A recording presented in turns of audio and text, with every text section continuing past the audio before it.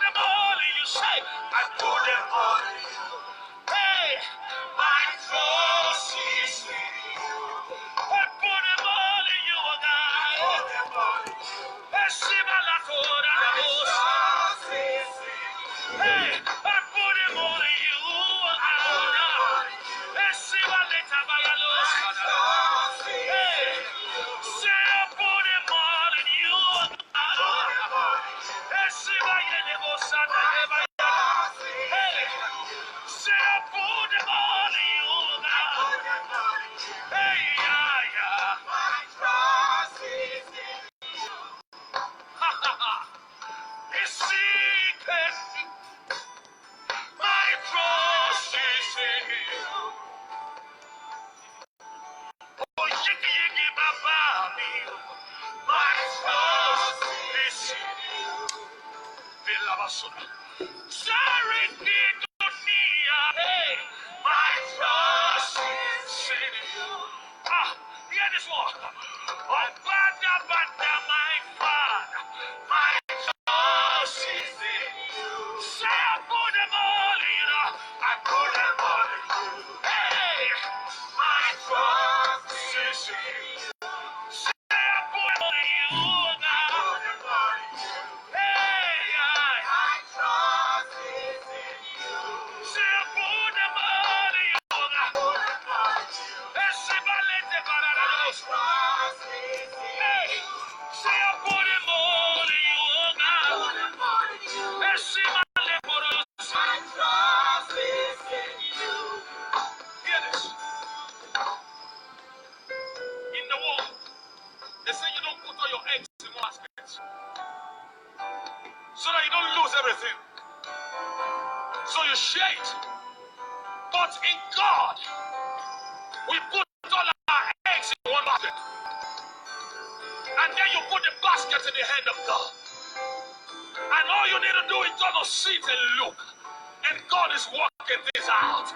I'm going to take that song one more time. Give the Lord a shout in it. Hey, Lion of Judah, my trust is in you. Hey, Shabbat, Ancient of Days, my trust is in you. Yes, today God has given us another grace. It's not easy to be online. Brother, if you can share this video and God will bless you. And we can start with prayers now. And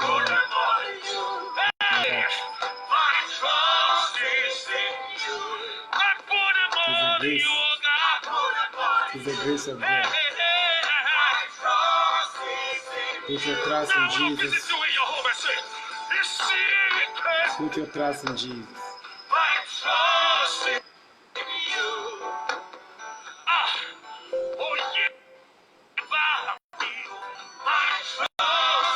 Father, in the name of Jesus, I thank you, Lord, and I give you all glory, give you praise and adoration. I pray that, Lord, let your name be glorified in everything. I pray that, Lord Jesus, take absolute control. It's time for us to speak your word. Father, seal me with your power and your authority. Let your fire, the flaming sword, come down. And let the eyes of the people be open. Take away every weakness from the Lord. Take control. Take charge, Jesus. And I commit every person who's online viewing this video now. Facebook, YouTube, Live. May the Lord touch you. At the end of this message, your life will change. As you want to look at the topic, the political church. This part 2. You have not watched part 1. Try and watch part 1. Then you can follow how you have reached so far.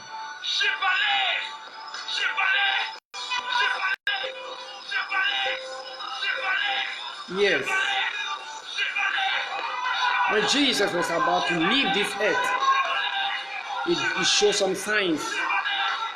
In John, the book of John, he went into the church auditorium, went into the temple, and began to began to lash the people, the priests, the Pharisees, the teachers of the law. He lashed them because there were thieves in the church. There were thieves in the temple. So Jesus tries to cleanse the temple. Jesus tried to cleanse the temple. That was what he did. He cleansed the temple by driving all the Pharisees, the teachers, even Muslims. They were selling sheep, doves, goats. And he said among them were thieves. Most of them were not there because of they loved Jesus, but they were there because of they were making profit in the house of God. So Jesus drove them away. And they asked him, what authority has he done these things? He said, you know the authority by which John the Baptist was also baptizing? They couldn't give him any answer, so he too didn't give them any answer. Yes, the political change, many things go on. After cleansing the temple, Jesus asked his main man, Peter, the great man, from fishing of fishes to fishing of men. Peter, the solid rock. So he asked him a question in John chapter 21. John chapter 21. The verse 15 going. After they had finished eating, he asked him, Simon, son of Barjona, do you love me? He said, yes, I do. He asked him again, Peter, son of Barjona, do you love me? He said, yes, I do. And he asked the third time again. Anytime you ask question 3 times, it's a different question. So Peter, look into his heart, look into his mind. His conscience was telling him something. So this master might have asked him something deeper than what I don't know. He was afraid, and he said that he was shivering. He was looking at the face of Jesus. Jesus was also looking at his heart. Jesus was looking at his heart. So he said, Master, you know that I love you. If there is anything else, tell me. He said, Peter, feed my sheep. Take care of my sheep and feed my sheep. There is a difference between taking care of the sheep and feeding the sheep.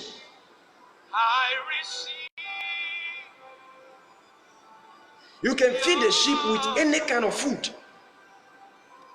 But when it comes in terms of caring for the sheep, you can feed the sheep, you can bath the sheep, you can cut their hair if it's too much, you can trim their hair, you can inject them with injections if they are sick. But when you talk of feeding, when you are feeding a child alone, doesn't mean you are training the child. So he said, Peter, feed my sheep. For I told you, if you are young, you will bath yourself, you will dress yourself, you will wear the best clothes that you want to wear, and you can go to the best places that you want to visit, the best places that you want to go, you can go yourself. Yeah, that is in John chapter 21 verse 15 going. Jesus was telling Peter that feed my sheep. He didn't say feed my sheep alone. He also said take care of my sheep. Saying that taking care of the sheep is deeper than feeding the sheep. You can decide to feed the sheep with a different ration. A ration with no enough nutrients, no enough minerals. Some people feed sheep with only grasses, but some also add salt. Some add other minerals. So after he told Peter that feed my sheep, he also said take care of my sheep. So,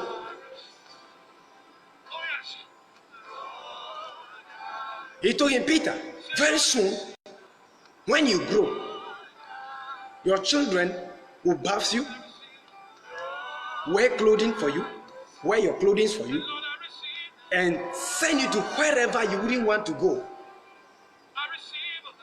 That was what Jesus said before he left this earth, and handed over the church unto the Pharisees, handed over the church unto the popes, handed over the church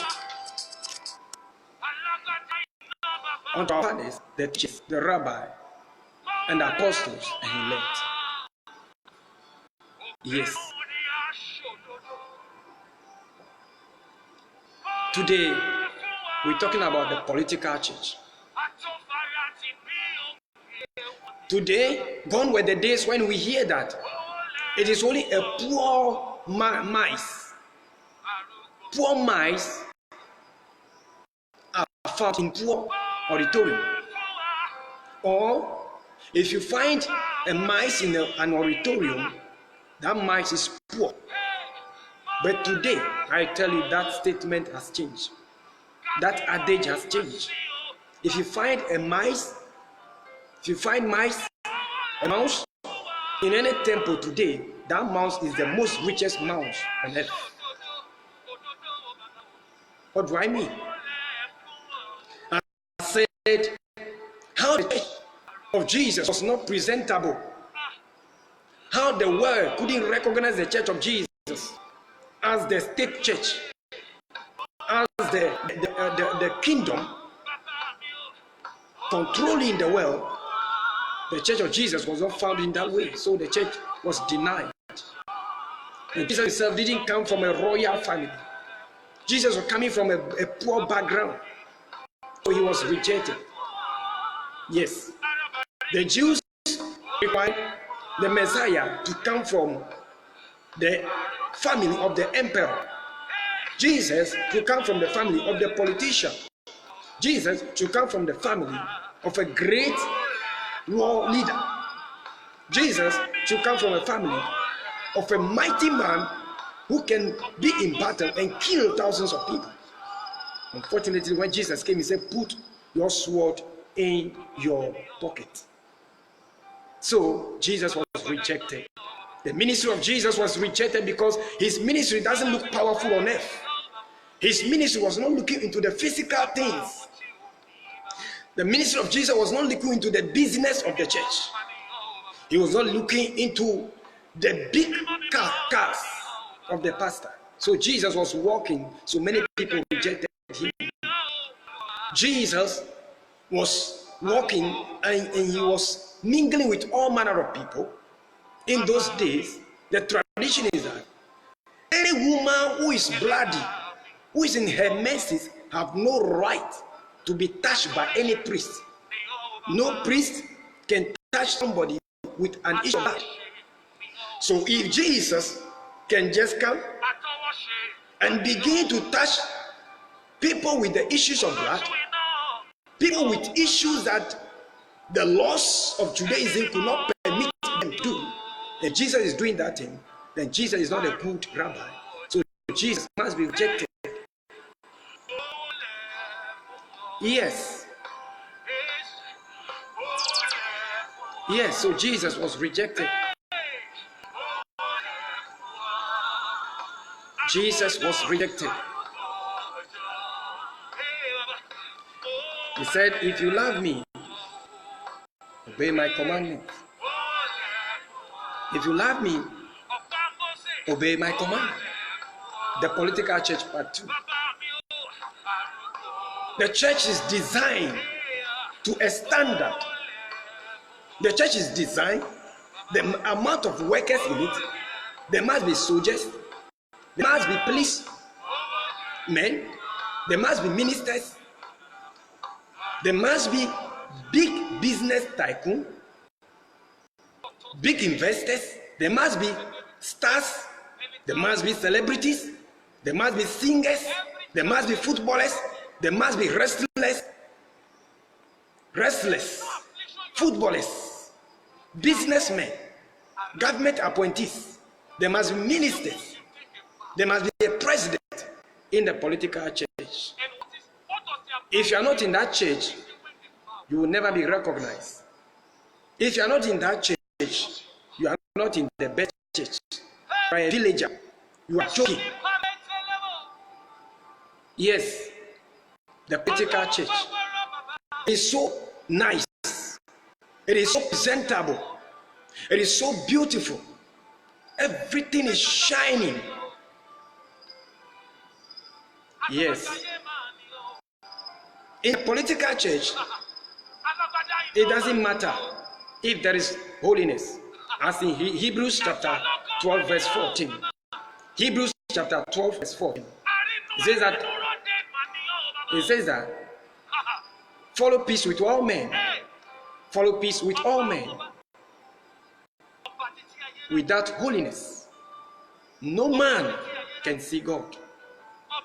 Follow peace with all men. Without holiness, no man can see God. Yes. He said, I am holy, so be ye holy. Jesus says, I am holy, be ye holy.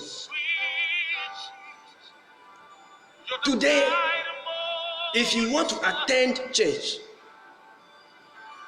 you have your features. You have your criteria of choosing the church. Criteria number 1, who is the founder of that church? Criteria number 2, how many cars is the founder having? Criteria number 3, what certificate is the pastor using? Criteria number 4, is the pastor having the biggest bishop in town as his spiritual father? Criteria number 5, do we have ministers in that church? Criteria number 6, is the church presentable on face value? Then you have got a good church.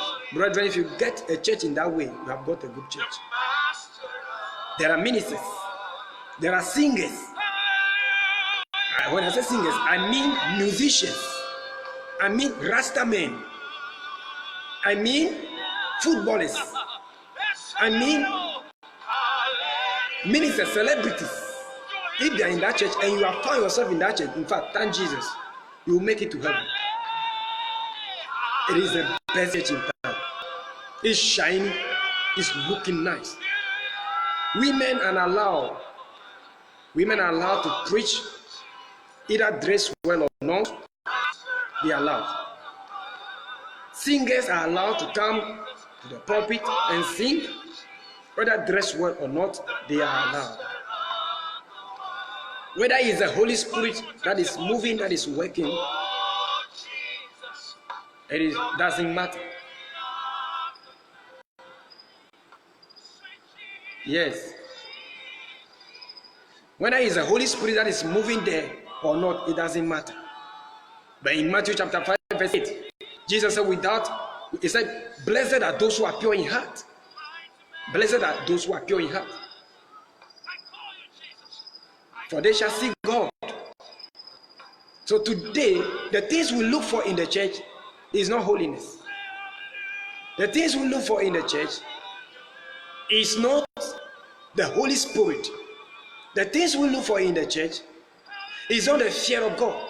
The things we look for in the church is not God building his own church.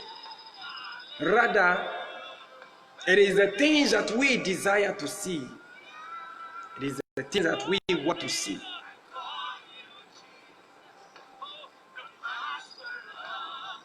That is how the church of today is. That's how the church of today is. Yes, in 1 Thessalonians chapter 4 verse 7. In 1 Thessalonians chapter 4 verse 7, it said, anybody that comes to the Lord must first be holy. He must first be holy. He must first sanctify himself, without which he will not be pleasing to the Lord. But what we see today,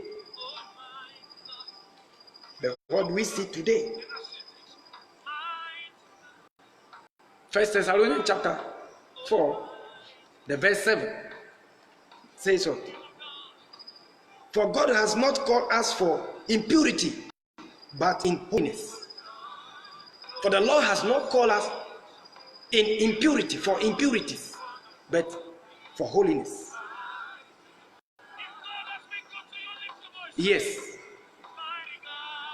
In Matthew chapter 7, verse 15, Jesus says something so important. In Matthew chapter 7, verse 15, Jesus says something important. Yes, Matthew 7, verse 15. He said, beware of the false prophets who come to you in sheep clothing, but inwardly are ravenous wolves. The criteria that you will take to go to the church is no more the direction of the Holy Spirit. It is no more the will of the Holy Spirit. It is no more holiness, but it is rather what the state is expecting. If your church today is not implementing the state law, your church is disqualified. If the government policy says family planning is okay, if the government policy says abortion is okay, the political church is the right church. Any church that preach contrary to abortion, preach contrary to family planning, that person is a demon. Yes. In Revelation chapter 2, the verse 20, Jesus talked about something that was happening in one of the churches. Revelation chapter 2, the verse 20. He said, but you are having a good church. Your church is looking nice. But I have something against you. But I have this against you, that you tolerated the woman Jezebel, who calls herself a prophetess, and is teaching and seducing my servants to practice sexual immoralities and eat food sacrificed unto idols. He said, but I have one thing against you. You have allowed the woman Jezebel, that harlot, who calls herself a prophetess, and is misleading my church to something else. That woman, Jezebel. Today, the Jezebel is not far-fetched. Today, the leader of the harlot is also mommy. The dressing, the high heel, the makeup on the face, the lip shine, the hairstyle, the trousers, the fingernails, the painting on the face, fingernails, tells you that the Jezebel is close to the end time church. Tells you that the prophetess that's been mentioned in Revelation chapter 2, the verse 20, is closer to the church. Yes. In Romans chapter 12, verse 1, he said, I beseech you, the brethren, that you put your bodies aside as a living sacrifice, acceptable to the Lord, which your spiritual service to the Lord. He said, I entreat you, brethren, that you lay your bodies aside as a living sacrifice. What is sacrifice? Sacrifice is something that is not easy to be done. Sacrifice, it is something that is tough for a simple person to do. Somebody who will do that means that he has sacrificed. So if you are laying your body aside as a living sacrifice, then your body must reject a lot of things, a lot of decorations, lot of handsomeness, lot of beauty, lot of dances, your body must reject those things. Laying your body aside as a living sacrifice. In 2 Corinthians chapter 7 verse 1. In 2 Corinthians chapter 7 verse 1. What is he saying? He's telling us that the service to the Lord in holiness is with our spirit and with our physical body. You cannot serve God with only your spirit without a body. Your body must be used as a living sacrifice, and your soul and your spirit must also be laid aside as a living sacrifice before that service can be accepted by God. Yes. 2 Corinthians chapter 7, the verse 1 says, now concerning 2 Corinthians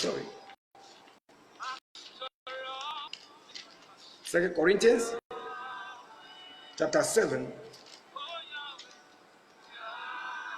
verse 1. Since we have these promises, beloved, let us cleanse ourselves from every defilement of the body and spirit. He said, since we have these promises, beloved, let us cleanse ourselves from every defilement of body and spirit, bringing holiness to completion in the fear of God. Since we have these promises, who are those who have the promises? It is only Christians. And not every Christian. It is the righteous ones. It is the holy ones. So 2 Corinthians chapter 7, the verse 1 is saying that since we have these promises, we have these promises. We have a lot of denominations. We have a lot of religions. We have a lot of belief. But there is no religion that has promised that the way is the founder, is the leader. Buddha has never promised that he is the way and the life and the truth. Muhammad has never promised that he is the way, the life and the truth. Yes, the Confucianists have never promised that they are the way, the life and the truth. The Hare Krishna has never promised that he is the way, the light and the truth. Yoga has never promised that he is the way, the light and the truth. But there's only one man who promised. Yes, only one man. That is in John chapter 14 verse 6. Says, I am the way, the truth and the life. No man comes to the Father except by me. I am the way, the truth and the life. No man comes to the Father except by me. And in John chapter 8 verse 32 it says, ye shall know the truth and the truth shall set you free.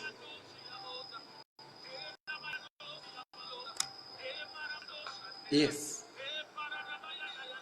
So he said, since we have these promises, 2 Corinthians chapter 7 verse 1, since we have these promises, beloved, let us cleanse ourselves from every defilement of the body and the spirit, to bring our holiness to completion. So for you to complete the requirement of holiness, our God is holy, so be ye holy.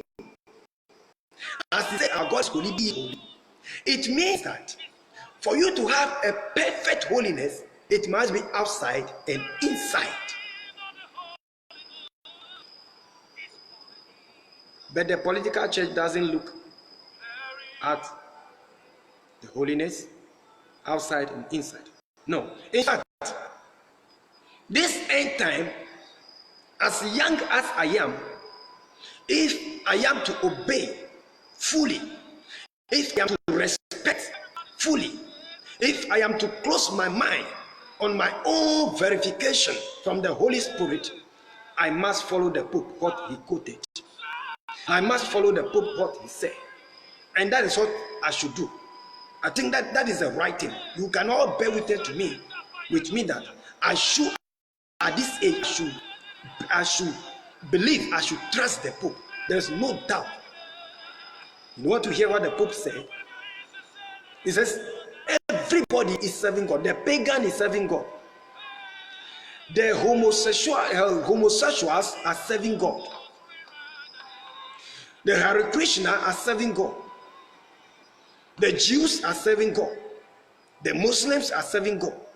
The Christians are serving God. Everybody is serving God. Everybody is going to heaven. So we should stop preaching to other people from different religions. Then what work has Jesus come to do? I'm thinking aloud. So to my surprise, I am thinking I belong to a denomination called the Protestants. But I am amazed, brother. I am no more a Protestant. I am now the National Church. I am now the Universal Church. I am not part of the Universal Church. Though I didn't want it that way, but that is what has happened to me, brethren. That is what has happened to me. That is what has happened to me. Jesus said in John chapter 21 verse 15 going, that when you grow, the places that you don't want to go, your children will send you there. And it's happening today. You see a man who has given birth to children, took care of them very well, and these children might have grown. And their father has grown to the point that he's so grown up above 95 years. All the children could say is that our father now is messing up in the house. We want to send our father to the old aged house, old aged home. To send our father to the aged home, the old aged, the old people's home. Their father may be crying, begging that I want to be enjoying my grandfathers, my grandchildren. They may say, no, we don't have time. We will not be staying home, so you go there. So John chapter 21 verse 15 says that. Downwards says that. Peter, I told you, surely, if you are young, you can bath yourself, you can dress yourself, you can do whatever you want to do, you can go wherever you want to go. But the time will come when you are growing old. Your children, your own children, will send you to old age home. Old age home. Where your soul may not be willing. So Jesus now has been sent to a home where he is not willing to be. And that is where I am now. And I don't know how to come out from old age home. What has happened to me? Brethren, what has happened to me? It's all about what happened 15, 17. And then I'll be giving a name, a Protestant. I'll be giving a name, a Protestant. But now, my name has been cancelled back. I've been sent back. In the year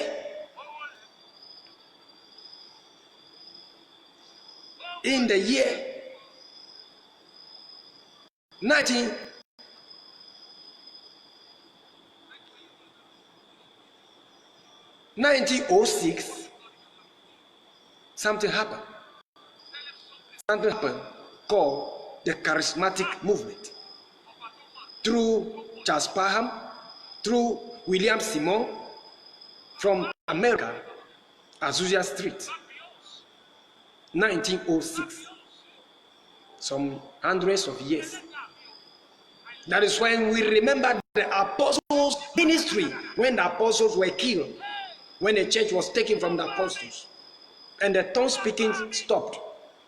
And we have the dispensational preachers. Dispensational preachers like Church of Christ. Dispensational preachers like Baptists. They said the Holy Spirit is gone. Churches like Jehovah's Witness. The Holy Spirit is gone.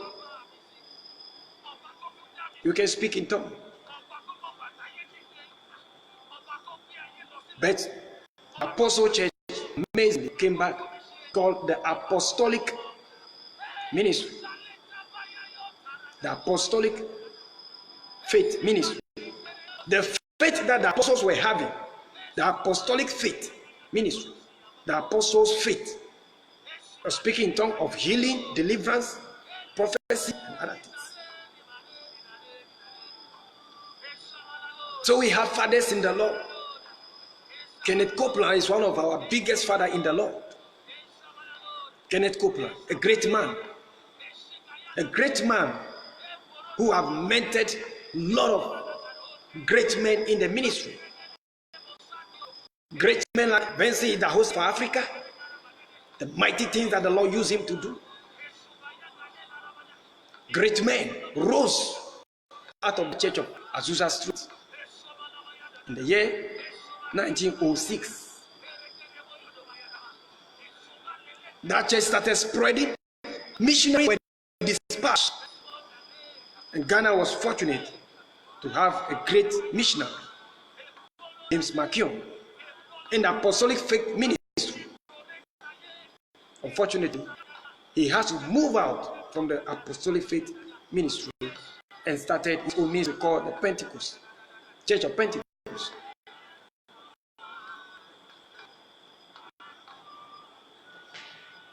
And they are preaching something different from what the national church used to preach. They were preaching something different from what the universal church used to preach. Yes. Something different. Because in the days of Martin Luther, 1517, there were a lot of allegations, there were a lot of issues that arose. About 90-something theses that the man wrote. Martin Luther wrote and sent it to Rome. He sent it to Vatican City, and they looked into it. He said, "It seems you are misleading us. I will no more be part of you. I will form a Protestant church." Now the Protestant church has come. From Pentecost, other churches broke up. Great churches, of course. Great churches, of course. As we can see today. And God bless our great men of God. Kenneth Copeland, Benny Hinn, Benson Idahosa, Reinhard Bonnke. Great men of God. Great men of God. Yes. That born, the church from Benin City, that born great men, and we got our Archbishop Duncan Williams, a great man of God, a man of faith, in the charismatic ministry. The charismatic ministry. But I'm surprised to have seen Kenneth Copeland, our great father in law, with his friend Tony Palmer. Tony Palmer went to the Pope, said they have signed an agreement for all the Protestant churches to come back again. And I saw in Ghana a video I saw. Great men, including all big men in the helms of affairs of the Pentecostal movement or the charismatic association, whatever we call it. We mentioned them, the evangelical, the Catholic, Pentecost, Action Chapel, they were mentioned all plenty. And I saw our great German Apostle Ina raising up his hand. He said, "From now on, we have cancelled that there's no more difference between the doctrines of Catholicism and the doctrine of Protestantism." He said, "Man shall be saved by only works, not through faith. But now we are bringing the two closer, through faith and work. So no more Protestantism, no more difference. We are all the same. So let us form one church." We have accepted. But I've seen that the Lord that we are calling upon is only one God, one religion, one worship style.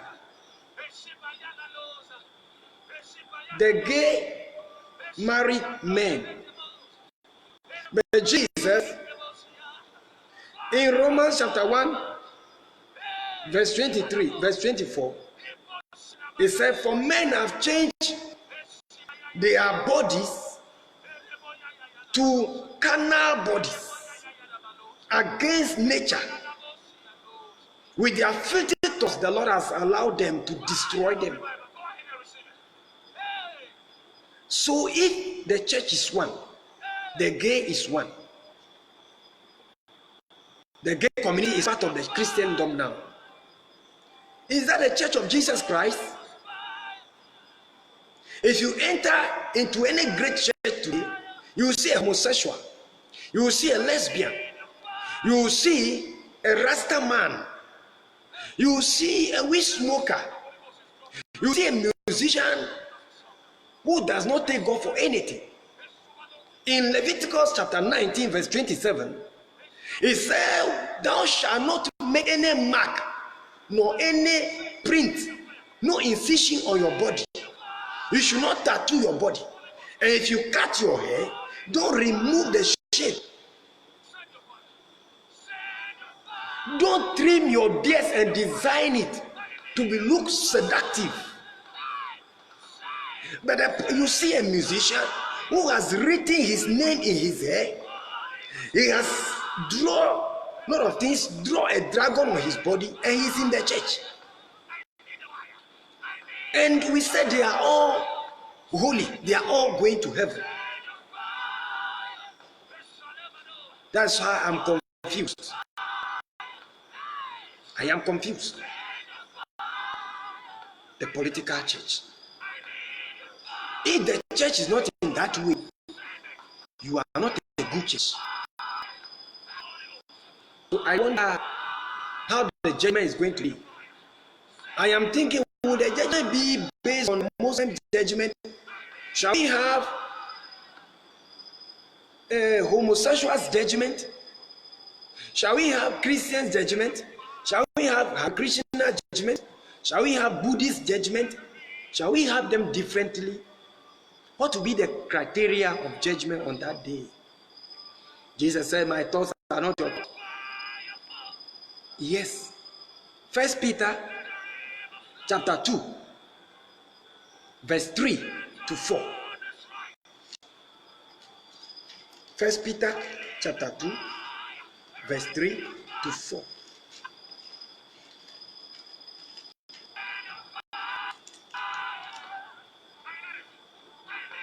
Hallelujah.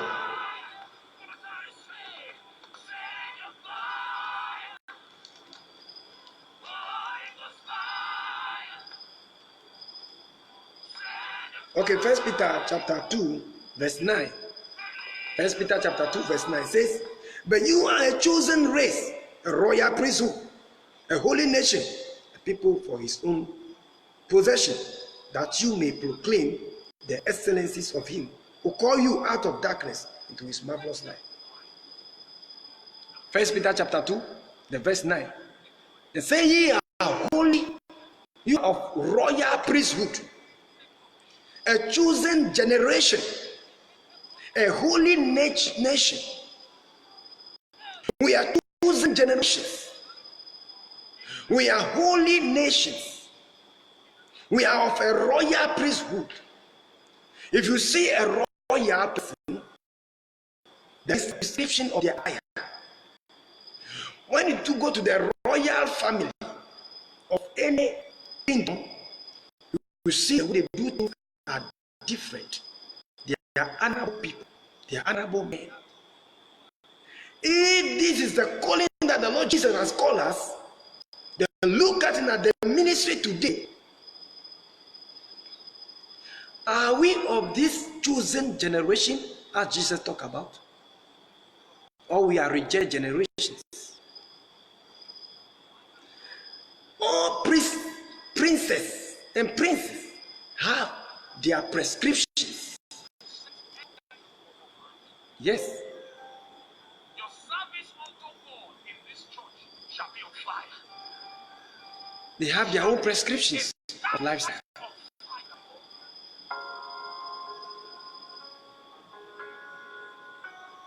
But today, it seems there is no more restriction.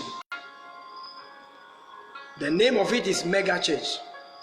In fact, if you want to build mega church, allow the gay, allow lesbians, allow footballers, allow comedians. What is the duty of a comedian on the pulpit? The duty of a comedian on the altar of God. Somebody who mock at the name of God. Exodus chapter 20, the verse 1 to 4. Say, I am a jealous God. Thou shalt not mention my name in vain. A comedian will mention the name of Jesus, joking with it, toying with it.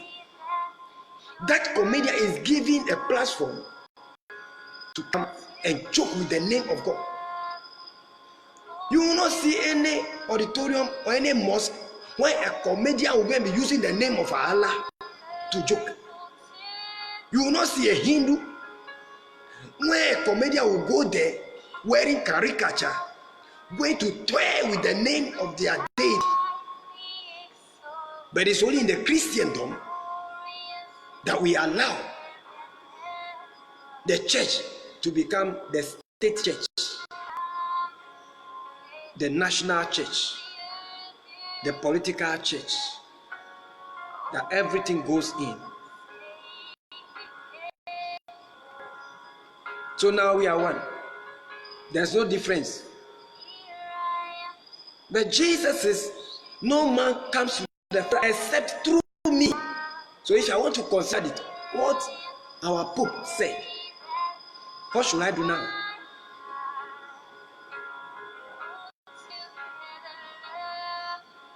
But I have realized it is an agenda.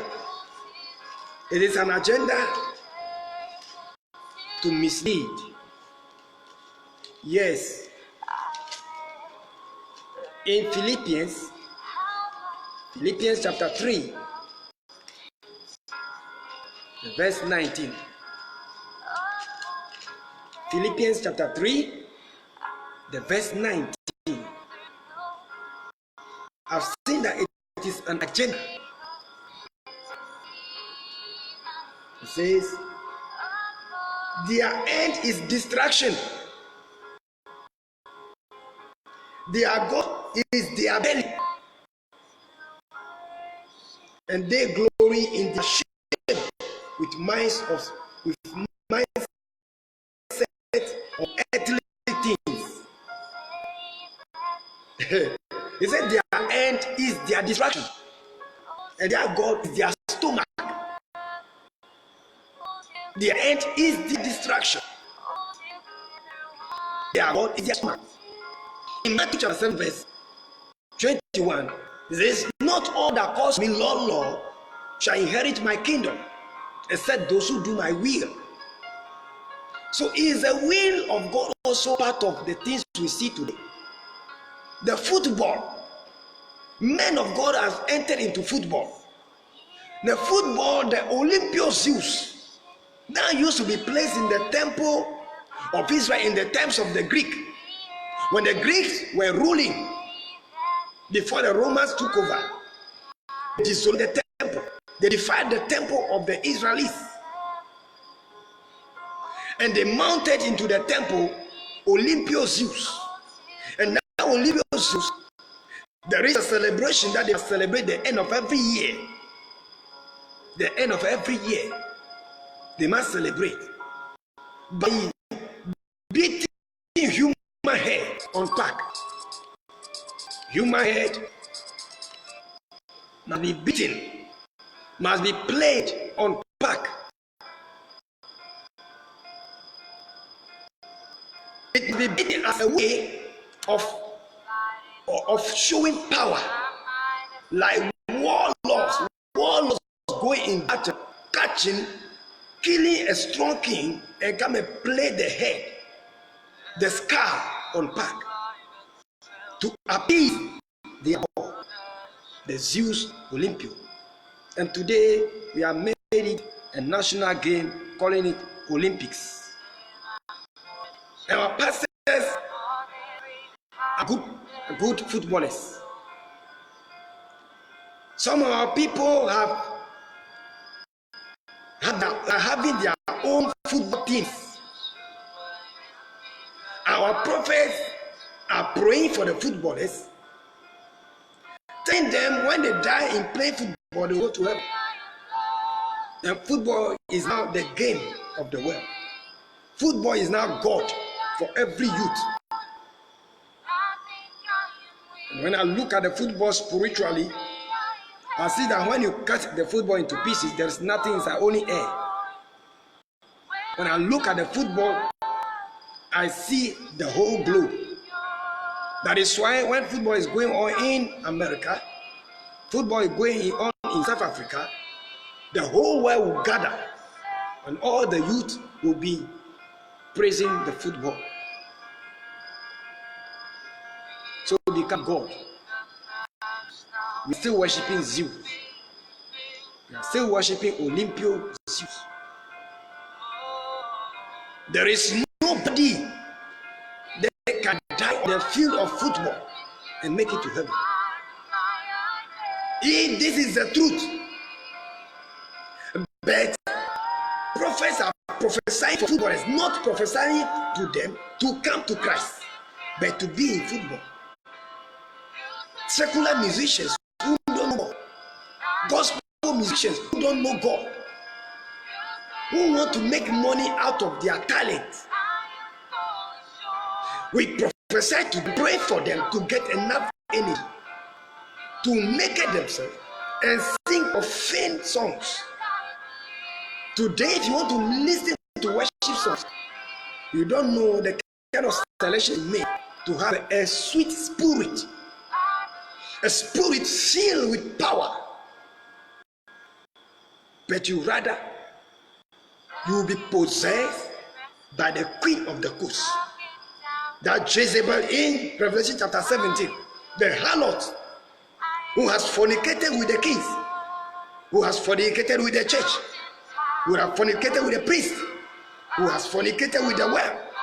And everybody is boozed with the wine. Everybody is boozed with the wine of the queen. Everybody is boozed with the wine of that harlot. Yes. Everybody is boozed with the harlot. Everybody is boozed with the wine. Nobody seems to be correct. We are all hailing everything that is going on. I look at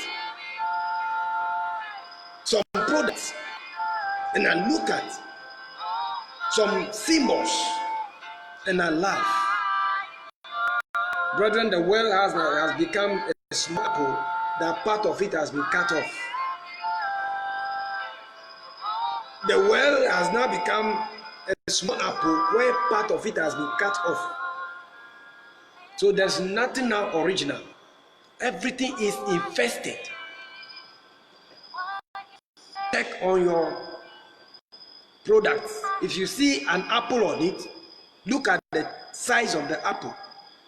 Is it a full thing or is it a half? If you check on that your phone, if you check on that your computer, if you check on that your gadget, that your product you have bought, check on it, look at the apple size. That is the world now. The world has now become half. Everything has been infested. Everything is going the wrong way. So we hail the things that are of standard, the things that are appealing, the things that every eye will want to see, the things that the king will want to see, the things that the chief will want to see, the things that the politician, the minister want to see. Everybody want to see that. Yes. The world billionaires, as they are investing, they invest and they must be connected with government.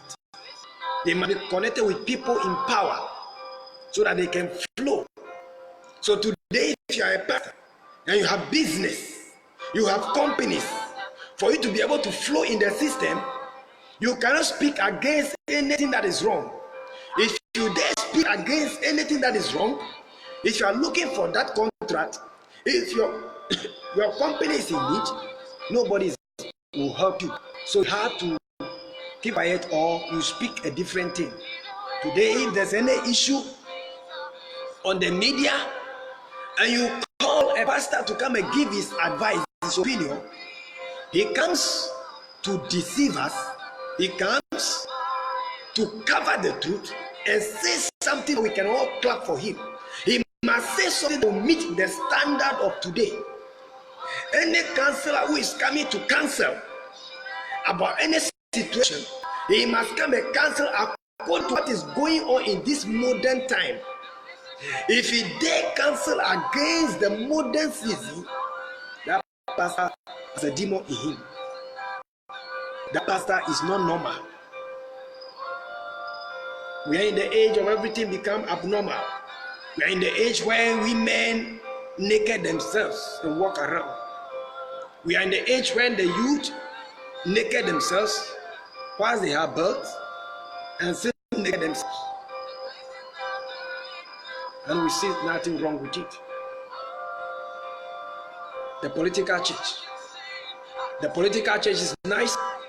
The political church is beautiful. The political church, in fact, is the one that is taking people to heaven. If you are not in it, you lose a lot of comfortability. But unfortunately, Jesus said, your thoughts are not my thoughts, and my ways are not your ways. There are serious things for us to talk about. There are serious things for us to talk about for the souls of God to save.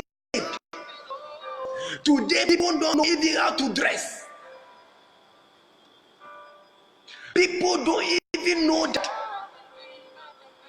you can be a Christian and miss it because we are saying grace.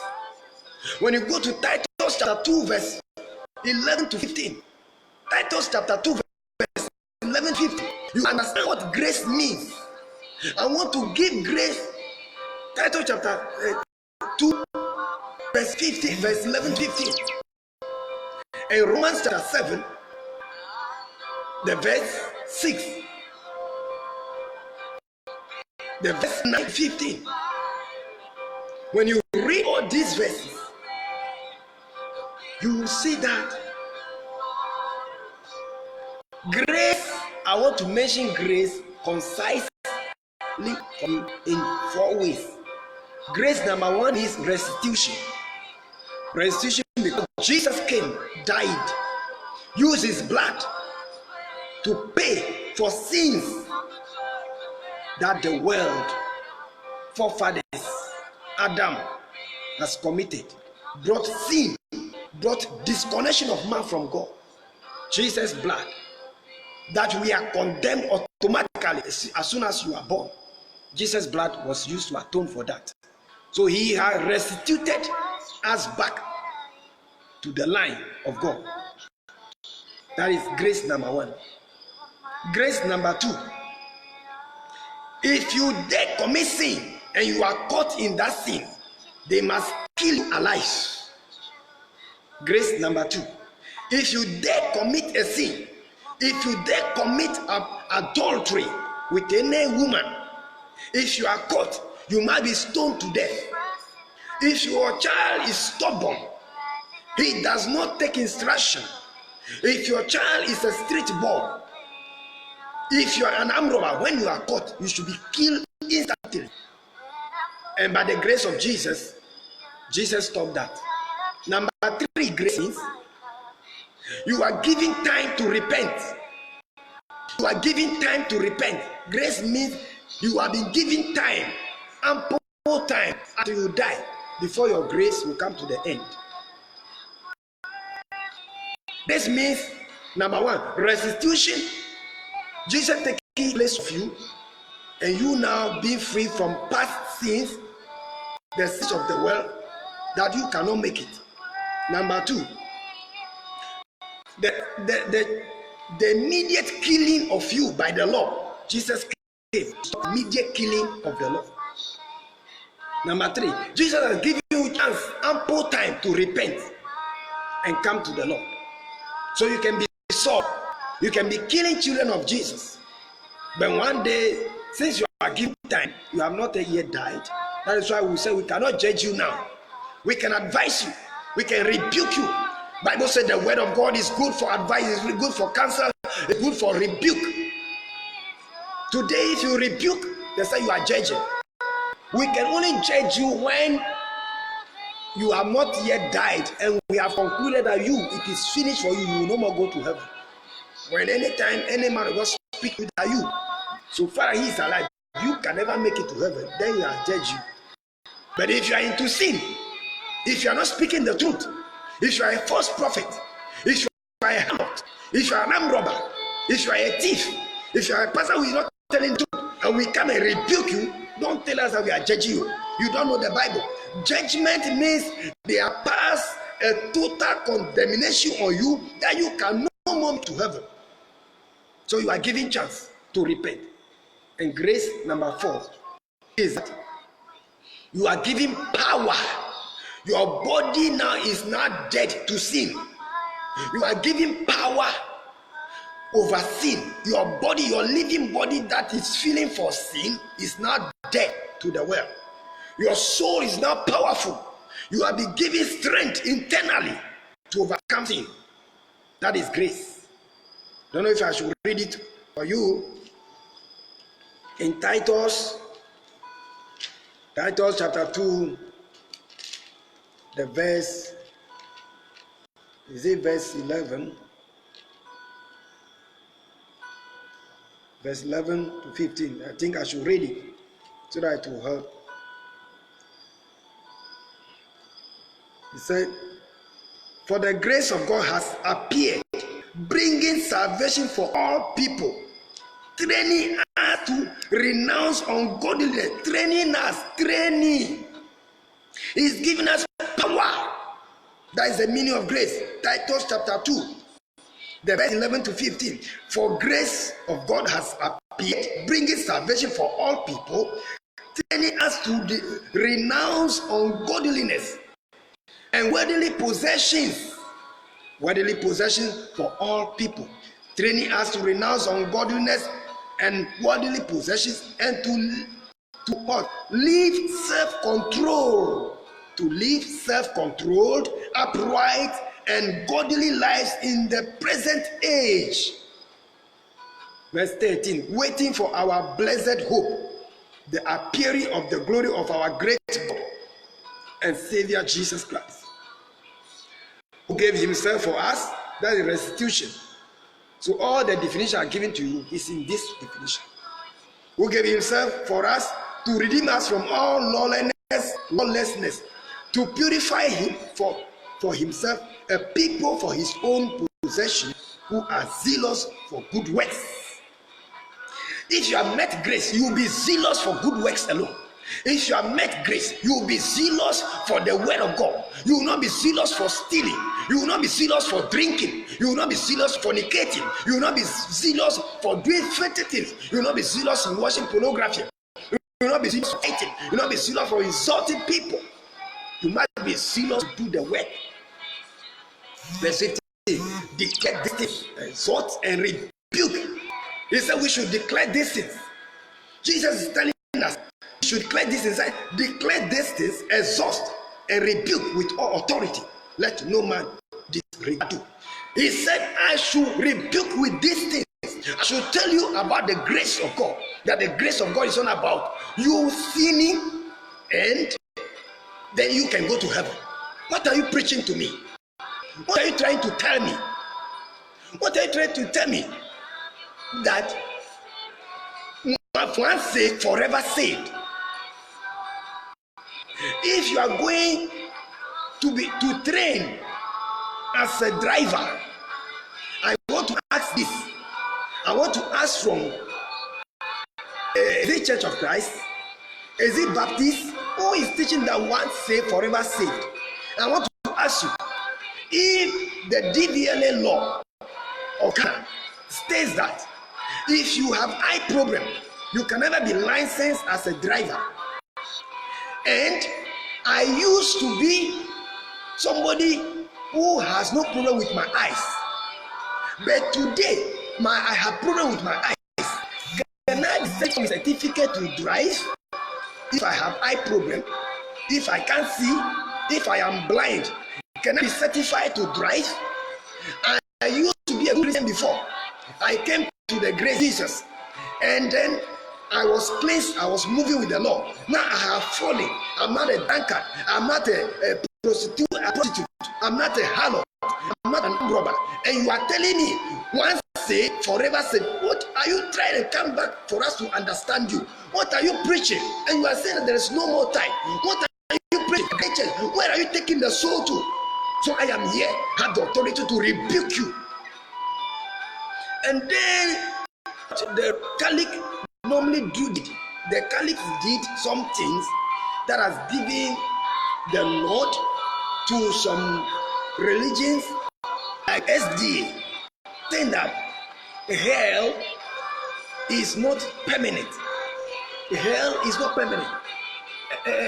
Nobody should deceive you that there is something you should do before you get your salvation. Though the Catholics used to sell salvation booklet those days. So if you want to encourage the people that you cannot fall from grace, there's nothing you can do. You cannot go and pay for Misa, for Mass. But are you to preach that hell is not permanent? Are you to preach that there's nothing you can do and get out from grace? You can still go to heaven? What are we preaching? Let us make the thing clear. If we carry this preaching to the world, many people troop into the church. But where will their souls go?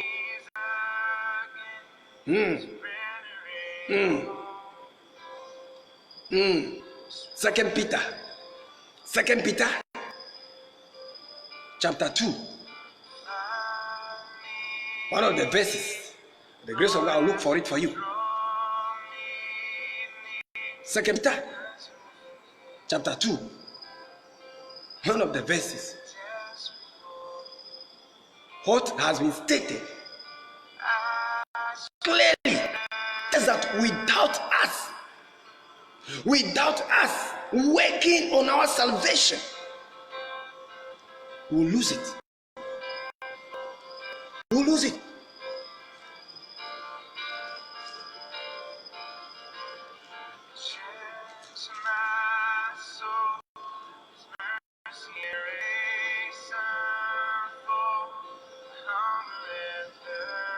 Because if the angels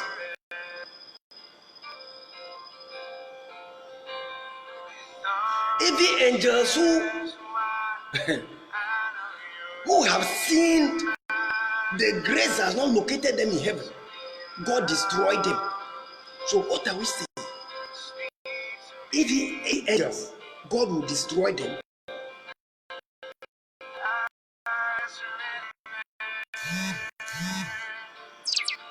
What we say, the Bible says, if the angels would not respect their state, their former state, angels who have compromised. In Genesis chapter 6, it said the sons, the daughters of God, the sons of God came from the daughters of men and slept with them, and God cast them out into darkness. They said the sons of God came down on earth and met the daughters of men and slept with them, and God cast them off. And Peter is also saying that even God did not consider the angels that have committed sin, and God brought them into perpetual darkness and locked them up, waiting for the day of judgment to judge them. And we are preaching today that once saved, forever saved. We are preaching today that hell is not permanent. If you go, in fact, in Judaism, hell, you can stay in hell for 6 months and 9 months, excuse me. As any Jew, a conservative Jew, of course, a Jew will tell you hell is for only 9 months. And when you come to SDA, they will tell you hell is not permanent. Then why Satan Why is Satan not going to graduate and come to heaven? By now, Satan should graduate and come to heaven. We are preaching to the people. What are we preaching to the people? Jesus said in John chapter 21, verse 15 going, he said, Peter, do you love me? He said, feed my sheep. Peter, do you love me? Take care of my sheep. There's a difference between taking care of the sheep and feeding the sheep. You can feed the sheep with only grass. You can even feed the sheep with banku. But when Jesus said, Peter, take care of the sheep, you can take care of the sheep by bathing them. You can take care of the sheep by injecting them if they are sick. You can call it an animal husbandry to come and take care of the sheep. You are taking care of them. Today we preach any kind of thing. We give the sheep any kind of food. Whether that food has nutrient, whether that food has hope, whether that food has strength, we don't care. What we care about if the tithe is increasing. What we care is about if the church has a good name, if the church, the bishop has a car, if the church has a big auditorium, if the church has a clinic, if the church has school, if the church has a name, if the church has been going around, give scholarship to people and make good name. That's what we think about. It is so unfortunate. If Jesus should have come back and see his church that he left, if Jesus should have come back today and look at the church that he left, he will be amazed. The church has been changed to different things. They have changed the church. My sister Dorcas, God bless you. God bless you. God bless you. My share this message. Hallelujah. Jesus is crying, and we are in the end of the revival time. And Jesus sent a message to us.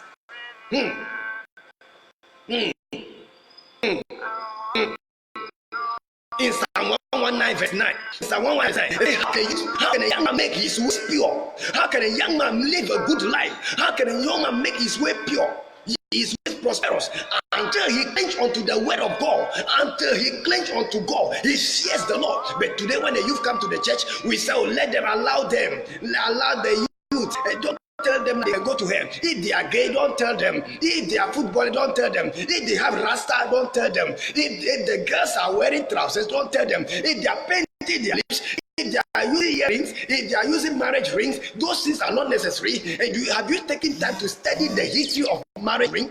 Have you taken time to study the history of earring? Have you taken time to study the history of painting face? It was a time when they were acting like caricature, and the actresses and actors used to paint their face as Anansi 7 when they are doing Anansi story. You see, the person who has some beer, he will decide as a joke. And those things they were doing, they saw that those things were attracting people rather to watch the shows. And now women begin to develop all this is makeup and this academy, and the pastors have accepted it. They don't see anything wrong about it. We don't see anything wrong about it. In Genesis 35 verse 1 to 6, Genesis 35 verse 1 to 6, before Jacob was about to go and pray, he was about to go and set an altar and pray to the Lord. He said, cleanse yourself. The Lord said, cleanse yourself and change your clothing. Wash yourself, remove idols and throw them away. And he threw them away. In Deuteronomy 22 verse 5, he said, a man should not wear a thing of a woman, and a woman should not wear a thing of a man. When you go to Nigeria, it is rather men who wear skirts. When you go to royal families, it is men that wear skirts. And when you come to Ghana, it is women who wear trousers. The world has been capsized. Everything has been changed. Everything has been changed. There's nothing normal now. Everything has been changed. And I saw the world in the form of an apple. I saw the world in the form of an apple, and that apple, they have cut part of it. They have cut up the apple. I want you to go and check your technological items. Go and check your product. Go and check your Apple phone. Go and check your Apple computer and look at the size of that apple. And the Lord said, "This is how the world. The world is no more in a full hole as something that God has put. It has been infected. Part of it has been cut off. The world has been cut off. Part of it has been cut off. Everything has deviated from the norm. And if you are keeping the norm, if you are keeping the only things of God, then you are mad. So today, we must all follow the madness rather.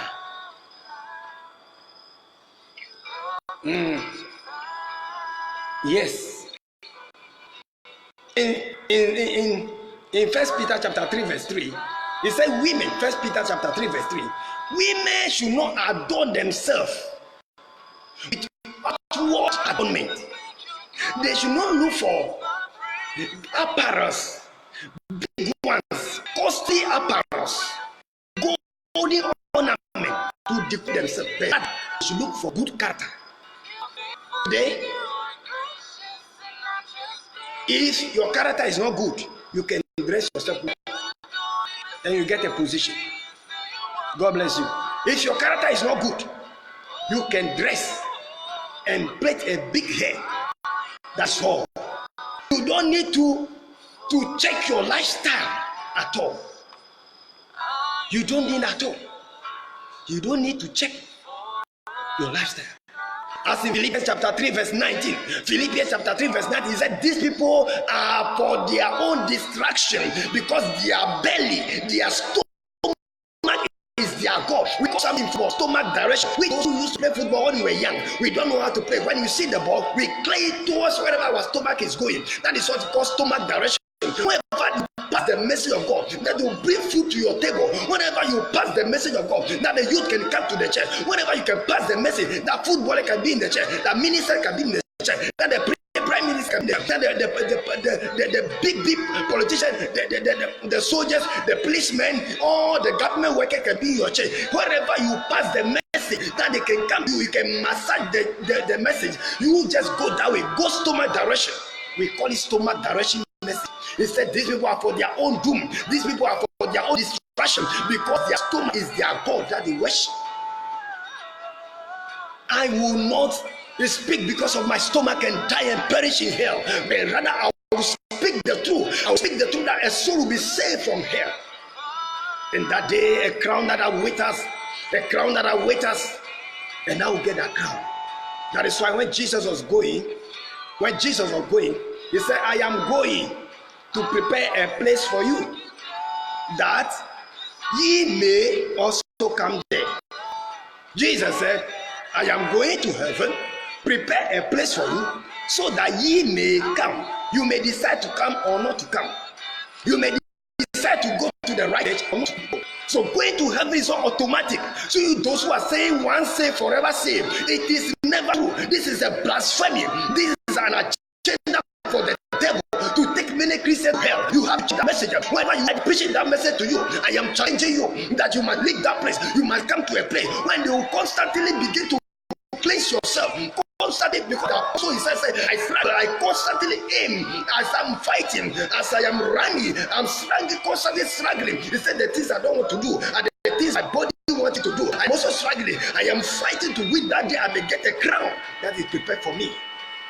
And you are telling them, once saved, forever saved. Hell is not permanent. There is purgatory. The Catholics are telling there is purgatory, and the Jehovah's Witnesses are telling there is no hell at all. The other time I post something about hell, my status, and the Jehovah's Witness was telling me that God is not. Do you think God is wicked like that? Do you think God is wicked like that? And I said, wow. Oh, I thank God you are telling lie. And he said, wow, how am I telling lie? I said, God is not wicked, but what killed Sodom and Gomorrah is Satan. He said, well, he couldn't answer me. All that you are saying, I look at you, you are not in the point. You are not in the stop at all, stop preaching. The suffering of these people, the suffering of the Jehovah's Witnesses, when I see them, what I learn from them is proper evangelism. They know how to evangelize. They know how to evangelize. But it is unfortunate that they are not telling the people the truth. And I look at how they are suffering and where to end. Jesus said, my kingdom is not from this earth. My kingdom is not from this world. Why are you then now telling the people that heaven is on earth? Witness. Why are you telling the people heaven is on earth? Why are you telling the people heaven? Jesus said, my kingdom is not from here. If my kingdom is from here, my God will send an angel to fight for me and save me from these Pharisees and save me from the Roman Empire. But my kingdom is not from here. Why are you now telling Jehovah? Why are you telling that heaven is on earth? Heaven is on. Why? I think it's a new revival. I know it is time because they don't use it even to build. I learned those days that Jehovah Witness believe that they will never build. When people are dead, the Jehovah Witness will inhibit the earth. They will enjoy people's building. But it is what today they are building. And I believe that a day will come and will also repair repent again. I said, apologize to us and preach the truth. And now you, the youth who refuse to read, history alone, history alone, within the church of the apostles, there was nothing like the things we are seeing today. There was nothing like selling water. There was nothing like selling honey. There was nothing like selling anya, soil, sand. There was nothing like going to take your grandfather's head to do anything. There was nothing like that. What is worrying you today? What is worrying you? You are looking for wife. You are looking for husband. And if you love the Lord, if you love the Lord, come closer to the word of God. In Psalm 11 verse 3, he said, if the foundation be destroyed, what can the righteous do? If your foundation is destroyed, if where you are going is a false church, if where you are going the message is not his fault, how can God bless you? How can he? That is why you are looking for miracle, you are not getting it. Psalm 11 verse 3, he said, if the foundation is destroyed, what can the righteous do? So that is why you are looking for miracle, you have not yet got it. You are still suffering. You travel here to Nigeria. You travel here from here to Liberia. You travel here from here to US. You are just looking for miracle. When they ask you the reason why you are coming to church, you don't know. Because we have a high deception. Deception in the church. Deception in the church. To the extent that a bishop will divorce. When you ask him, you will quote Solomon has married many wives. You will quote David has many wives, Jacob has married many wives. And this is deception. Who is your father? Is the Holy Spirit your father or Satan? Is the Holy Spirit your father or Satan or a human being? When you preach to the young, you say, my father in the spirit, my spiritual father has told me, and this is right. I should wear my hair, I should wear my earring, I should wear trousers, I should do rasta when come to church. Oh, your spiritual father, that day, you will see where your spiritual father will be. Satan is your father. The Nigerian man will say in Yoruba, Satanani babare, ibabare Satani, ibabare Satani. Your father is Satan. That is why you are listening to deception. Jesus is standing at the door. In Revelation chapter 3 verse 20. In Revelation chapter 3 verse 20, he said, I'm standing at the door knocking. Whoever hears my voice and open to me, I will come in and dine with you and also dine with me. Jesus is knocking. Jesus is knocking. Jesus is standing at the gate telling that even the church you are going, what you are doing is not the right thing. Always you wear kneel down for that prophet, you go and kneel down and worship his feet. You worship at his feet. When Peter, when John, Silas, and Peter, when they perform miracle and they want to bow to them, they said, we are men like you, never bow to us. Even angels brought a message to John the Revelator. And when John the Revelator wanted to bow, he said, never do it. I'm just an angel like you. Don't bow to me. Today, Jesus is in the corner. Jesus standing in the corner, sing hallelujah, yeah. Jesus standing at the corner, singing hallelujah, yeah. Oh, Jesus standing at the corner, singing hallelujah, yeah. Jesus standing at the corner, singing hallelujah, yeah. Jesus is there in the corner. We pack him in the corner. We focus on the pastor alone. We focus on the bishop. Now the bishop is our God. Our bishop is the one that is giving us salvation. Without your bishop, you never pray. Without your bishop sticker, you will never. The bishop, you can never sense anything from the Holy Spirit. You can't hear from the Holy Spirit. Your bishop book is your Holy Spirit. Your bishop's wife is your leader that is leading you. Be very careful for your soul. That day, you have no excuse. Only Jesus will save you. Only Jesus will save you. And I told you, I expect you grace means the power overcome sin, according to Titus chapter 2, the verse 11 to 15. Grace means the power to overcome sin. Number 2, grace means your body is dead to sin and you have power. Number 3, grace means you have been given ample time not to be stoned to death. You have been given ample time not to be stoned to death. So if you sin today, they catch you now, they will no more kill you. That is what grace. Grace is waiting till when you die, your time has come to an end. Your grace has come to an end. There is no grace in heaven. There is only grace on earth. Wherever there is holiness, there can never be grace there. Grace is just like water you are using to drink your bitter pill. Grace is the water you are using to drink your bitter pill on earth.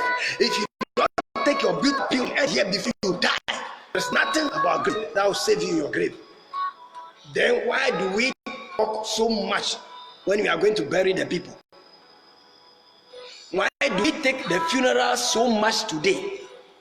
Funeral is a celebration. Why do we speak so much when the person has died? Knowing that after the person is dead, there's no amount of speaking that can make the person to go to heaven.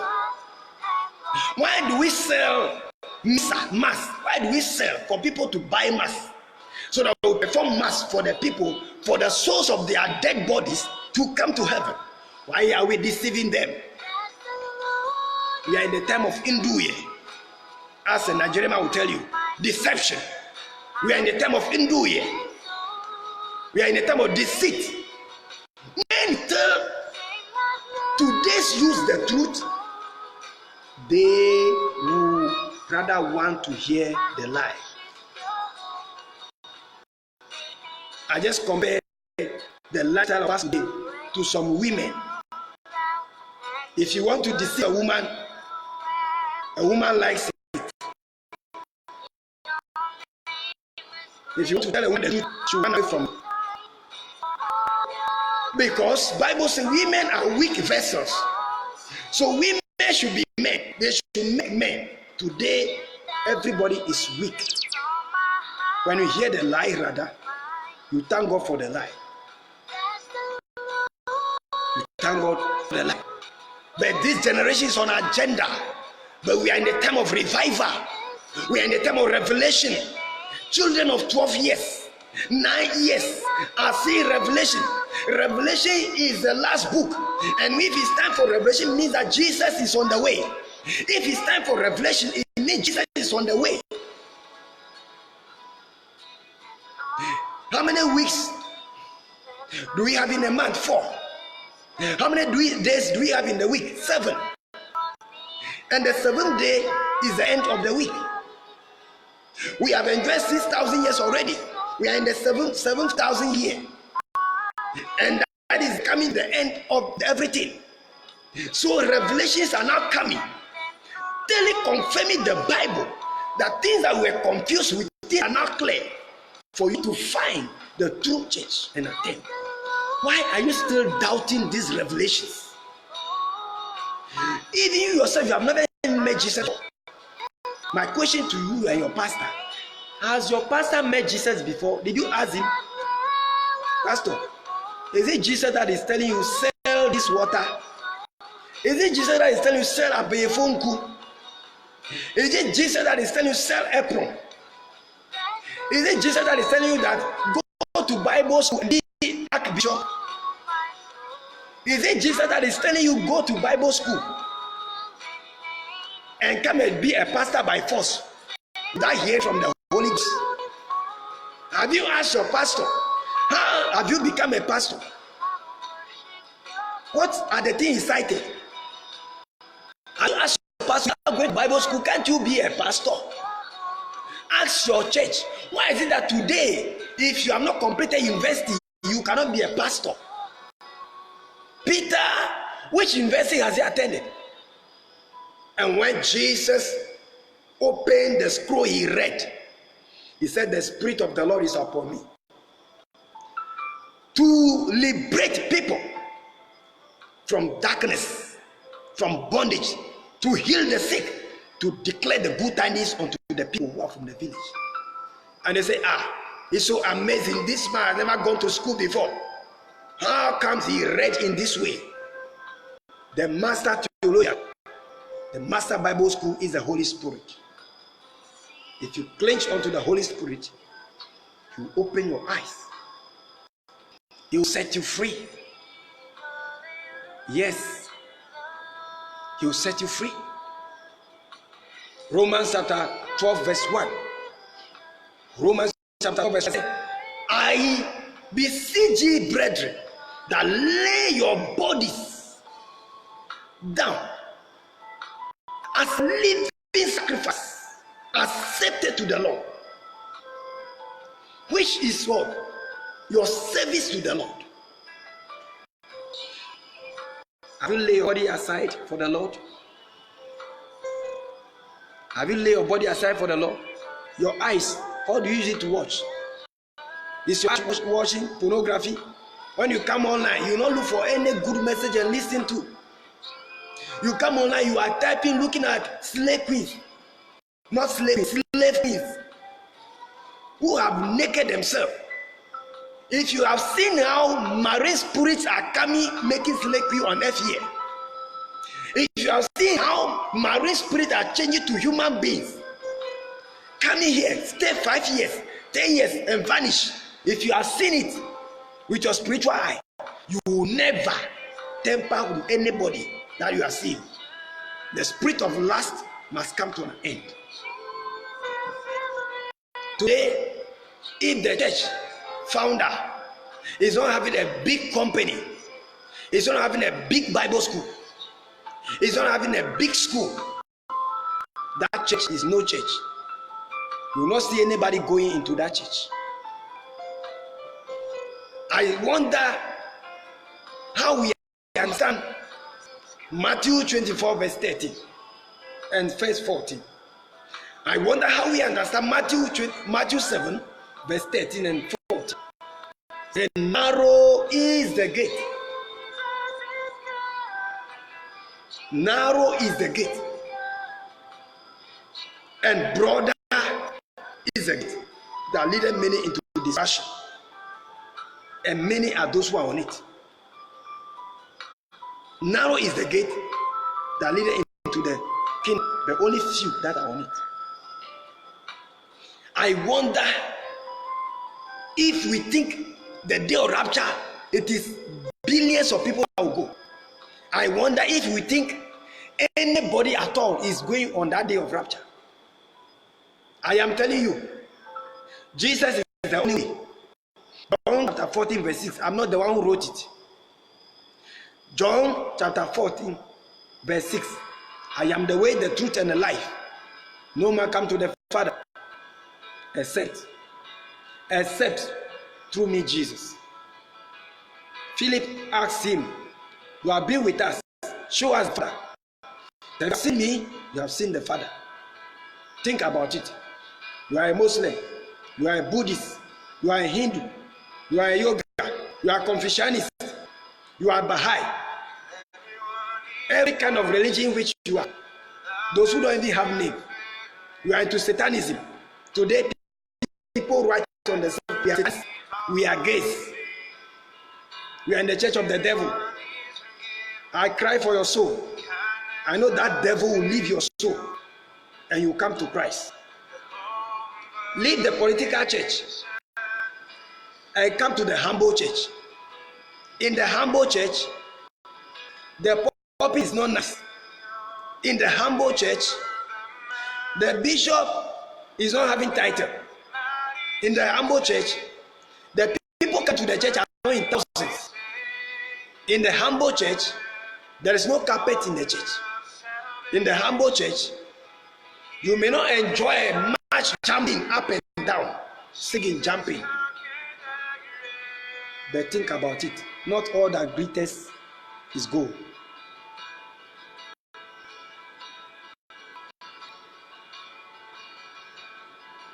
Yes, it is time for us to run out from the political church and come to the church that Jesus started before. The political church took over. It is time now Jesus to come back again. He is re-establishing the church. He is re-strengthening the church. He is now re-preparing the saints to come home. Yes, to come home. Are you ready to go home? in Hebrews chapter 12, verse 4. Hebrews 12, verse 4. Let me check if it's there. He said, the word that I speak to their life and spirit. The words that I speak to their spirit. Yes. They divide the soul of a man from the body.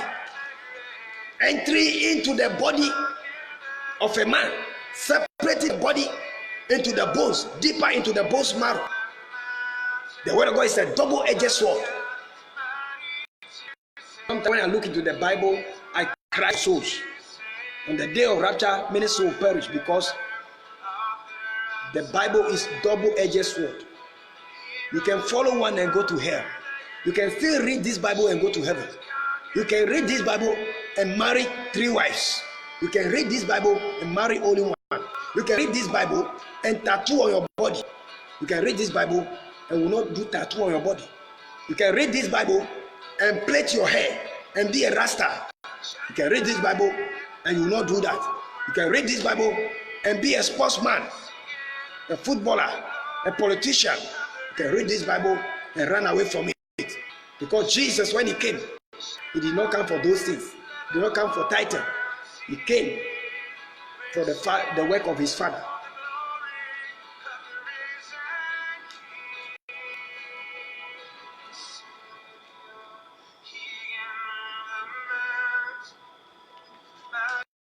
Hebrews, let's see. Hebrews 4, verse 12. Check. Hebrews 4, verse 12. Is that it?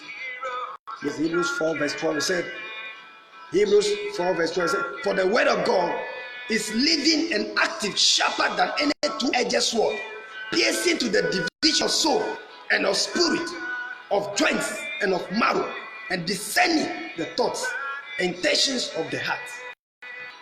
It is only the word of God that can separate you from the world. It's only the word of God. And we, those who are preaching the Bible, we, those who are reading the Bible, should be very careful. We should consider some quotations like First Timothy chapter 2, verse 15. First Timothy chapter 2, verse 15. It said, constantly study to show thyself approved, rightly dividing the word of truth, as a workman who will not be ashamed tomorrow. He said, constantly study to show thyself approved, as a workman ready, who will not be ashamed tomorrow. Let me check it. First Timothy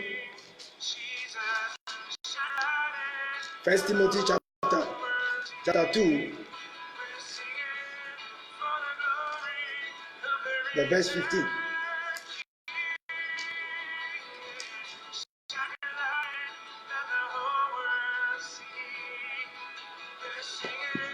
This First Timothy chapter 2, verse 15. And check 2 Timothy chapter 2, verse 15. 2 Timothy chapter 2, verse 15 says, do your best to present yourself to God as one approved, a worker who has no need to be ashamed, rightly handling the word of truth. Rightly handling the word of truth. Rightly dividing the word of truth. 2 Timothy chapter 2, verse 15. So this Bible is full,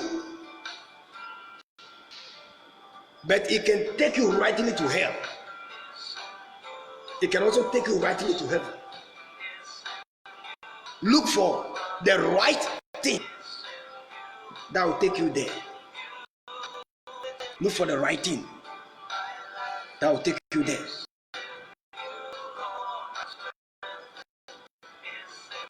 Your criteria of choosing your church should be on human ground. Should not be on the Bible certificate of your pastor. Should not be on the family background of your pastor. Choose your temple. Should not be the biggest mansion, the biggest edifice. Should not be the type of car. Go and look for a pastor who's walking on the ground, whom the Holy Spirit is full of. Yes. Because it's not by man, but by the Spirit. It's not by man, but by the Spirit.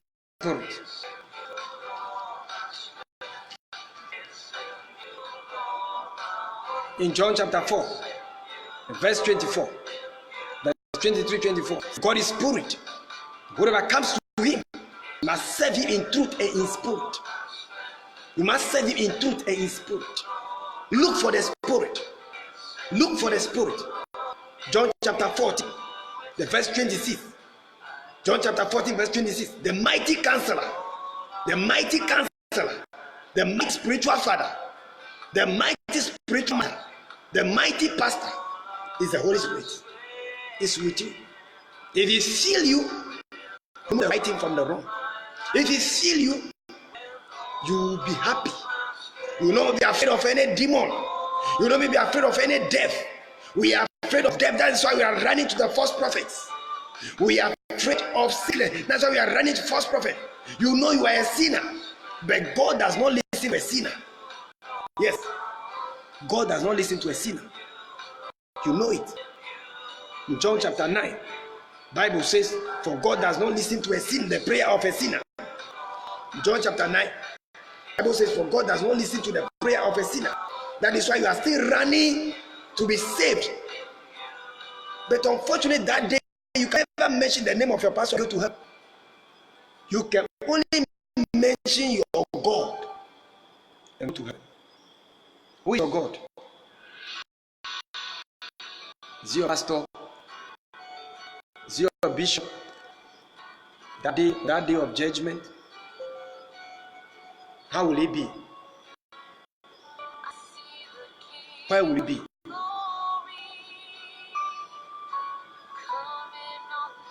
Yes. On that day of judgment, where will you be? There's no lawyer there that day. There's no lawyer there. There's no pastor there. No lawyer there on the judgment day. And no lawyer there on the judgment. There is no lawyer there. And no lawyer there to hire. My Jesus, my Father, my mother. That day you call your mother, your father, your lawyer, but you will not see any lawyer. There is no lawyer there. There is no father there. On the throne of judgment is awful. It's fearful. If you ever seen a little judgment in your dream before, it's fearful. You call your father, he cannot stand in for you. Your mother can't stand in for you. Only you. Only you. Only you. Revelation 21, verse 8. Revelation 21, verse 8. What is there?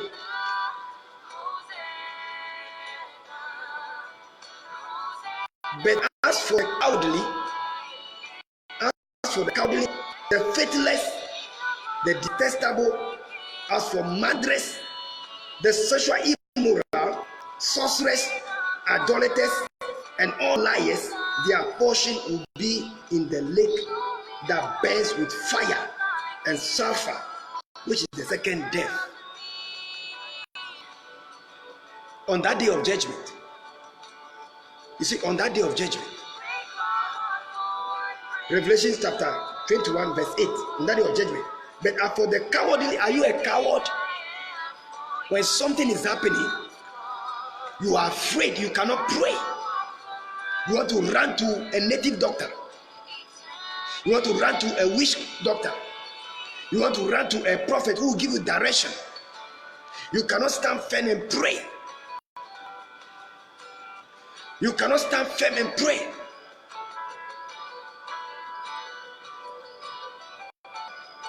You are looking for a man, and I'm telling you, no lawyer there. My voice no, I can't sing the song for you. And I'm telling you that no lawyer there on the judgment day, and no lawyer there on the judgment day. There is no lawyer there, no lawyer there to hire. No lawyer there on the judgment day. Oh, no lawyer there on the judgment day. There is no lawyer there, no lawyer there to hire. My Father, come and plead for me. My Bishop, come and plead for me. There is nothing like that, nothing like that in heaven. He's saying that no lawyer there on the day of judgment. Some will shout, my Father, come and plead for me. My Bishop, come and plead for me. But in heaven, there's nothing like that. Sorry for my voice. I've been in marathon journey for some days now. The voice is gone. I can't sing at all to you. But I'm able to communicate a word to you.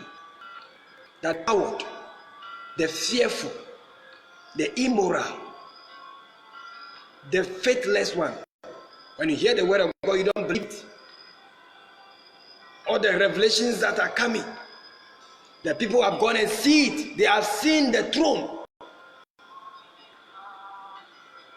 They have seen the throne and saw that those who are there wanted to come back and make corrections. And you are doubting it. Say the coward, the faithless, the doubters will have their portion in that liquid of fire that burns. Yes, that is it.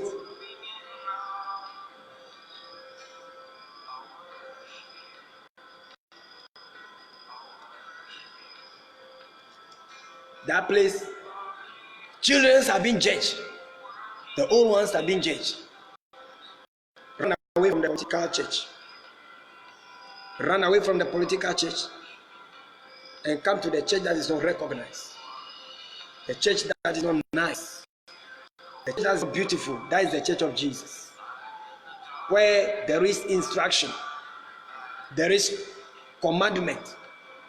There is rebuke. Yes. There is rebuke there. You see, when you look into Proverbs chapter 26, Proverbs chapter 26, verse 4 and 5. When you read verse 4 and you read verse 5, they are opposite. They are opposite. That says life and death is in your hand. Proverbs chapter 26, verse 4 and verse 5. Check it. I'll not read for you. Check it. When you check, you see that. Verse 4 is telling you that don't answer a fool according to his folly, so that you also be equal to him. And verse 5 immediately is also telling you again, answer a fool. Answer a fool for him to know that he is not the only person, or he should not be wise in his own foolishness. These two verses, which one will you take? Today your life is in your hand. He said, I place in your hand life and death. Choose life and be alive. Unfortunately, God placed Adam and Eve into the Garden of Eden and told them, this life, this is death. Choose one. They went and chose death. Maybe that is what is trying to happen to you too. The message is before you. The revelations are before you.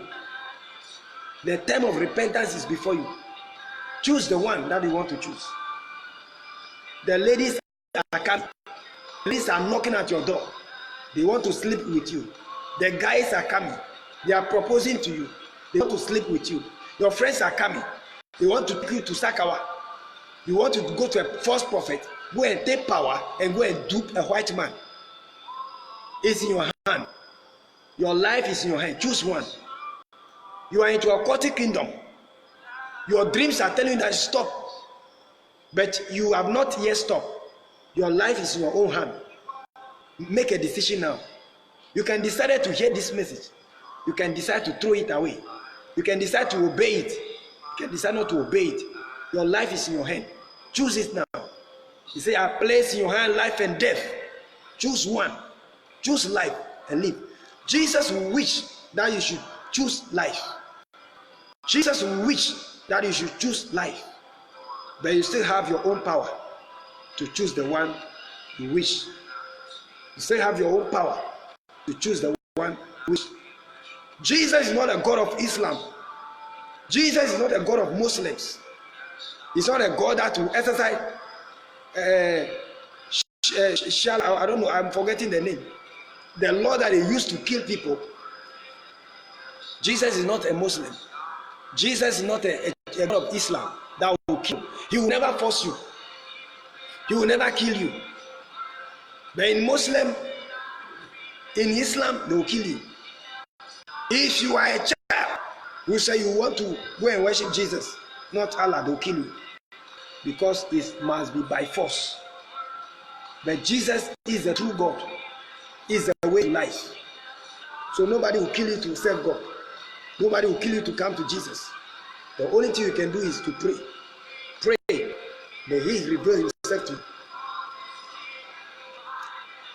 Now I want to end it here with Revelation 22. Revelation 22 verse 13. Revelation 22 verse 13. It says what? I am the Alpha and Omega, the first and the last, the beginning and the end.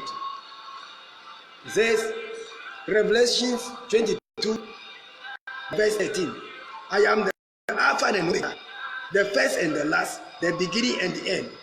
Verse 14. Blessed are those who wash their robes, so that they may have the right to be of life, and that they may enter the city by the gates. Jesus is the one telling you this. Yes. Jesus is the one telling you this. I'm reading Revelation 22, the verse 13. It says, I am the Alpha and Omega, the first and the last, the beginning and the end. Blessed are those who wash their robes, so that they may have the right to the tree of life, and that they may enter the city by the gates. If you don't believe Jesus is the Lord, if you don't believe Jesus is God, if the Muslims are deceiving you, if the Pharisees are deceiving you, yes, if the pagans are deceiving you, if the Jews are deceiving you, if the Jews are deceiving you that Jesus is not God, let me prove it to you here. Revelation 22, the verse 16. Revelation 22, verse 16.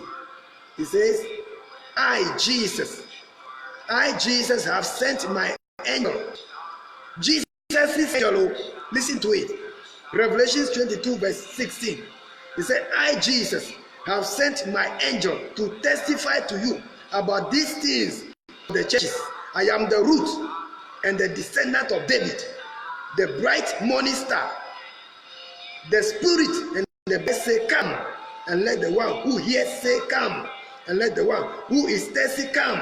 Let the one who desires take the water of life without price. The water of life today is before you. It's without price. The message has come to you. You are not going to pay any price when you come to Jesus. It's not malam that you go and pay it to go and buy incense, buy candle, buy anything. You are coming to Jesus freely.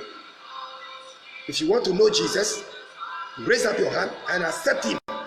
Jesus, I surrender unto you. Come into my life. Accept my life. Purify me and cleanse me from every sin. Make me whole.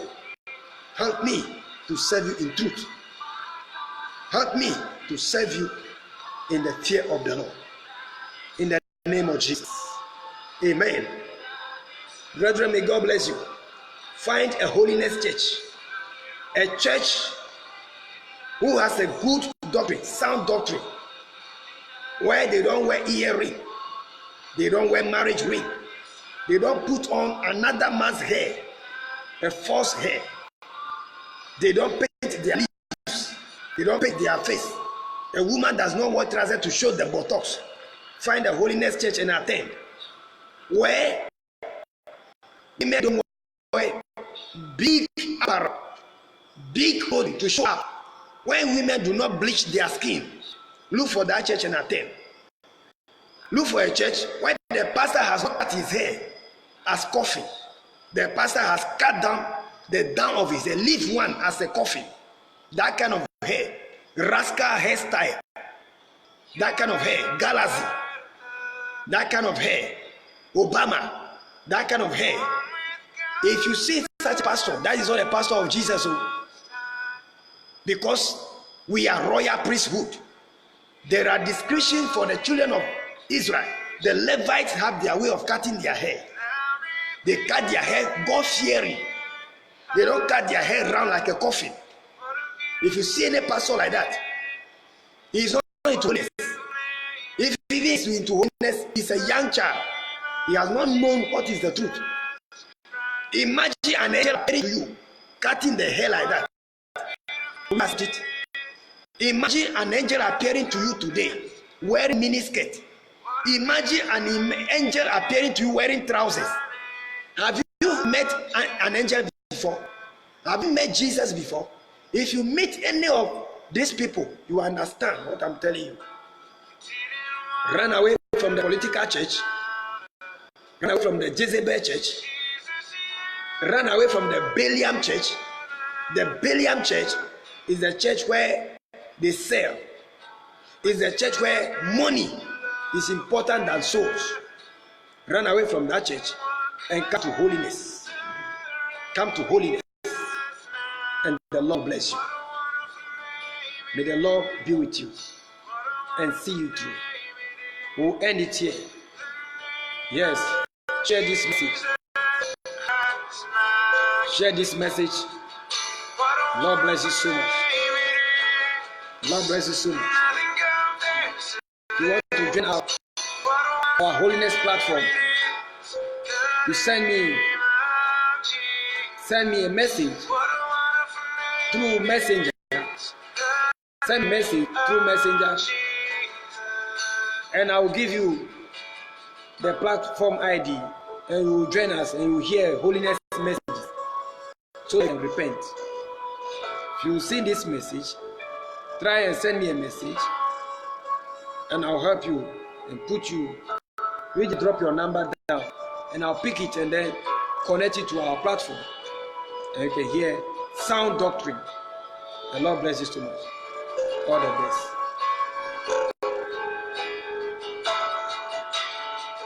God bless you for Dorcas. God bless you for partaking, for writing all the quotations down nicely. God bless you, Master Dorcas. God bless all of you who have watched this live program. The Lord be with you.